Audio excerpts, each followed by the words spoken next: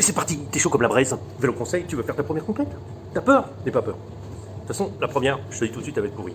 Pourquoi? Parce que tu ne seras pas dans le rythme. Pourquoi? Parce que tu connais pas, tu sais pas gérer ton effort. Mais c'est pas grave, il faut une première fois.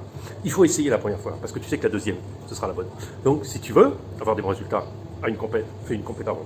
Au moins une. Et tu seras dans le rythme, et tu comprendras comment ça marche. Alors je t'explique les erreurs à pas faire, et surtout, bien gérer son effort. Voilà, alors on va commencer. Déjà, quel vélo choisir? Eh bien, celui que tu as, tout simplement. Faut-il acheter des options de dernière minute? Non, achète pas, même pas un vélo neuf. Ça, c'est pas que ça sert à rien, mais c'est que tu ne connais pas. Tu ne connais pas, c'est dangereux. C'est dangereux parce qu'il peut y avoir des réactions que toi, tu n'es pas habitué, ou il peut avoir un autre équilibre que celui que tu as, et c'est bien de trouver son équilibre sur son vélo. Voilà, alors c'est pour ça que je te déconseille de tout changer à dernière minute, même le dérailleur, ça ne sert à rien, il sera mal réglé, ou tu l'auras peut-être... Voilà. Reste fait comme d'habitude, pas. C'est pas ça, de toute façon, qui va te faire gagner ou perdre la compète. De toute façon, c'est ta première, tu ne gagneras pas. Tu seras mal classé. Mais le but n'est plus différent. Tu feras de la compète, c'est un peu comme les chevaux. Les chevaux, il faut les emmener une dizaine de fois en compétition pour qu'ils commencent à connaître. Ben, nous, c'est pareil.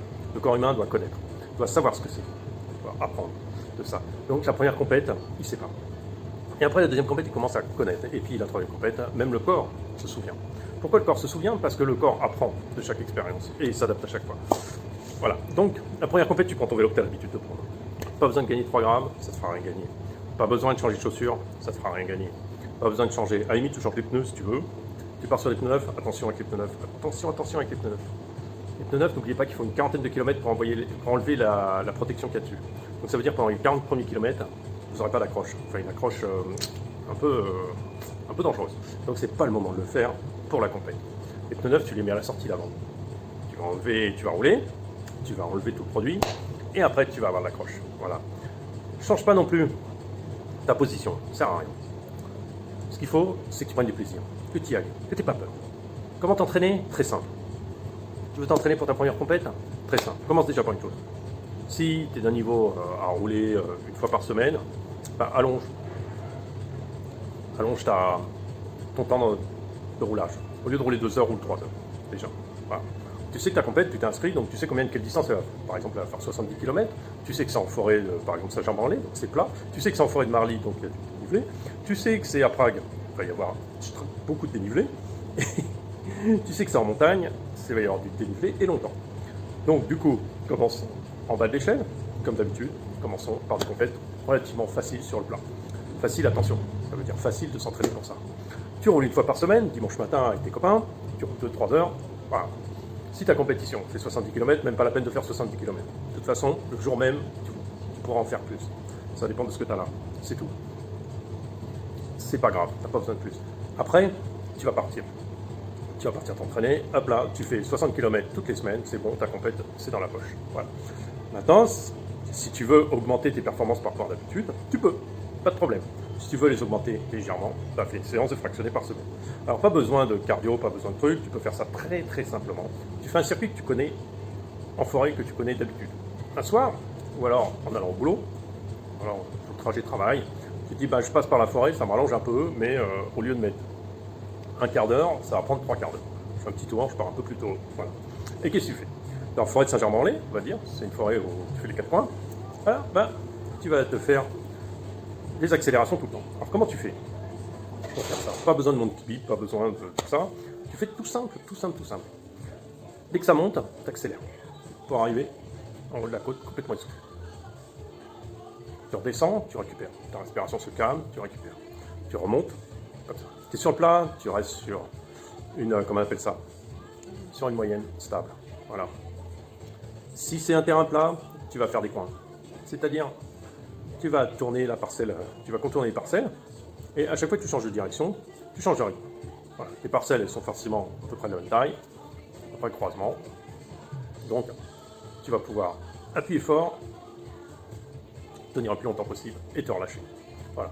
Pas besoin d'avoir d'instrument pour l'instant, on est au début, c'est juste habituer le corps à aller en haut en bas. Ça va te servir à quoi? Augmenter ta VO2 max assez rapidement. Ça va servir à quoi aussi? À augmenter ta capacité cardiaque, à augmenter tes jambes et tout ça. Après, il y a des fractionnés spécifiques, mais ça, pas besoin tout de suite.